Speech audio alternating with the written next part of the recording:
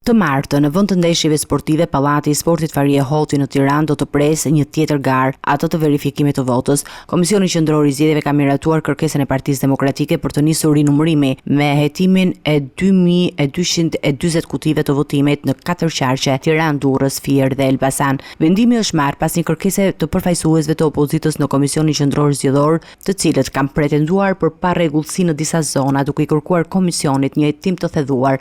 Procesi do të nisë në 96 kuti nga qarku i Elbasanit, të cilët nuk do të rinumërohen menjëherë, por do t'i nënshtrohen një kontrolli hetimor. Qëllimi është të verifikohen nëse të dhënat në këto kuti përputhen me numrin real të qytetarëve që kanë votuar në 11 maj. Konkretisht në zonën e Gramshit dhe Peqinit, ku opozita pretendon se treni bullgar, një term që përdoret për votuesit e shtuar fiktivisht, ka ndalur për të ndikuar rezultatin. Pritet që pas kutive të Elbasanit, procesi të vijojë në ato qarqe të tjera ku do të kryhet rinumërimi i votave, për të parë nëse rezultati përputhet me atë të shpallur nga KQZ në 11 maj. Nga ana e saj, majoranca nuk ka kundërshtuar hapjen e kutive, po e ka cilësuar këtë si proces, si një përpjekje për të vënë në dyshim legjitimitetin e zgjedhjeve. Komisioni Qendror i Zgjedhjeve njoftoi se të gjitha fazat e rinumërimit do të jenë transparente, të monitoruara nga vëzhgues dhe përfaqësues të forcave politike, si dhe të dokumentuara me kamera.